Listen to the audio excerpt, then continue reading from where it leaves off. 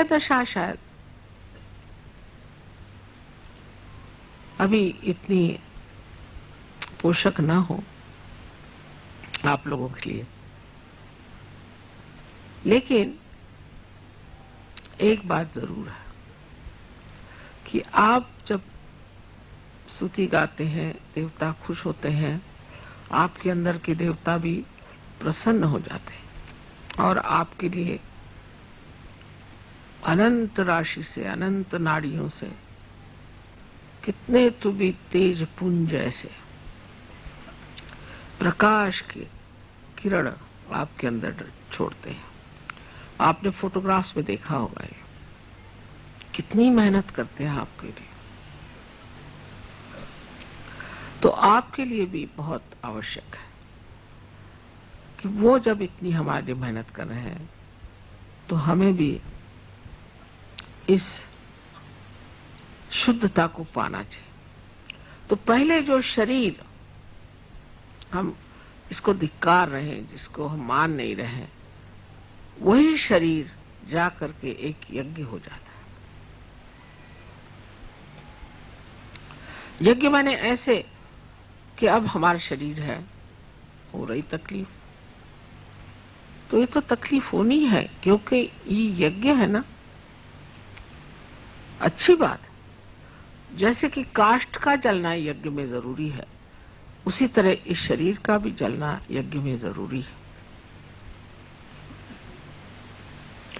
लेकिन सहयोग में सबसे बड़ी बात यह है कि ये जो कृतयुग शुरू हो गया आपके पूर्व पुण्य से, आपको बहुत तकलीफ तो कुछ होती नहीं खास, सब सामने चीज आके खड़ी हो जाती, सब साक्षात्कार होते रहता है।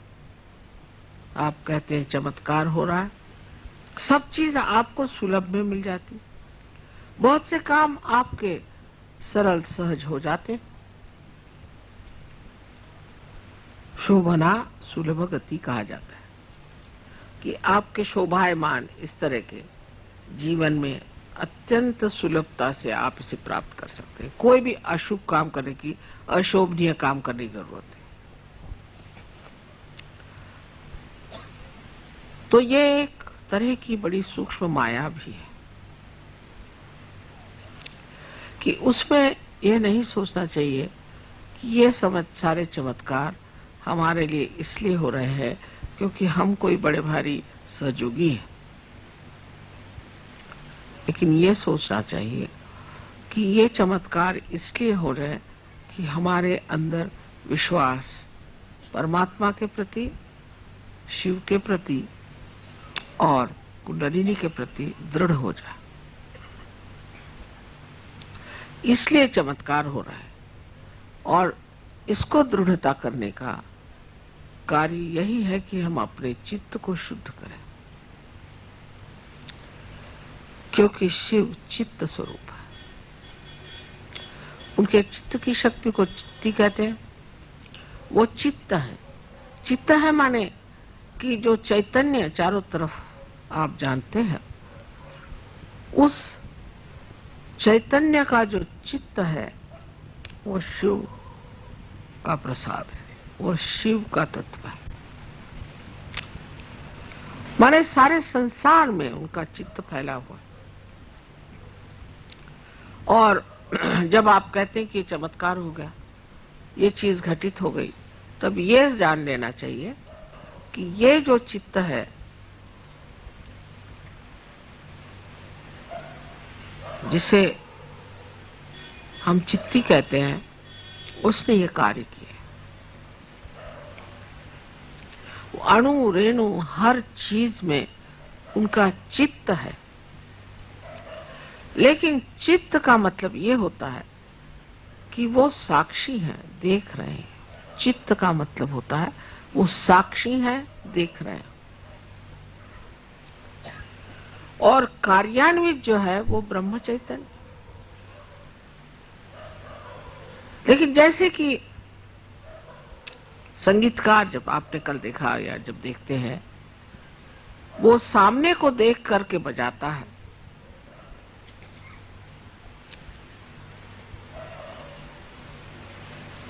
उसी प्रकार ब्रह्म चैतन्य उस चित्त की दृष्टि को देख करके ही कार्यान्वित होता है।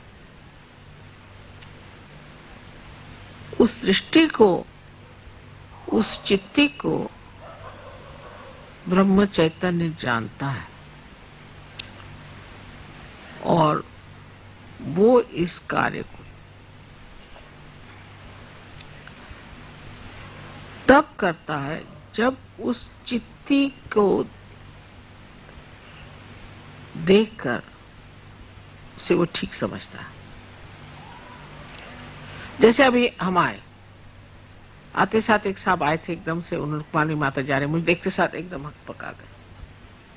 मुझे देखा, मैंने कुछ कहा नहीं, कुछ नहीं, सिर्फ मुझे देख करके एकदम सक पका गया। उसी प्रकार वो कुछ कहे या न कहे, क्योंकि ब्रह्म चैतन्य ये देवी की शक्ति है और वो कार्यान्वित है और वो उस देखने वाले को जानती है और उस शक्ति की पूरी समय यही लीला है कि उस एक देखने वाले को खुश रखना है। इसलिए कभी कभी आप कहते भी हैं कि मां ऐसे गड़बड़ क्यों हो गया। वहां इसलिए हो गया कि वो जो चित्ती थी उसका रुख बदल गया था।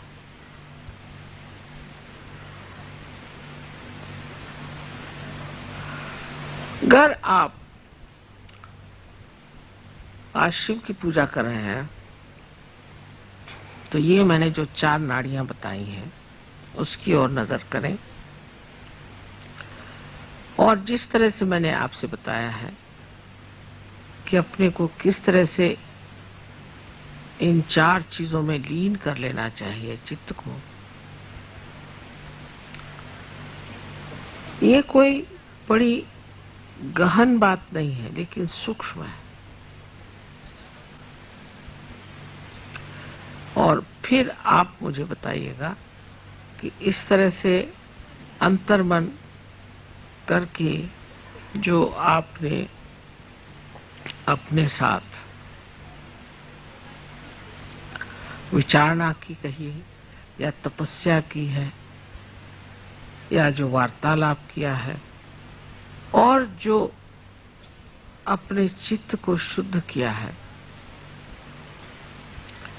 उससे आप एकदम पाइएगा कि आप शिव के सागर में पूरी तरह से डूब गए। और ऐसी दशा आप सबकी हो जाए, यही मेरी एक शुद्ध इच्छा है।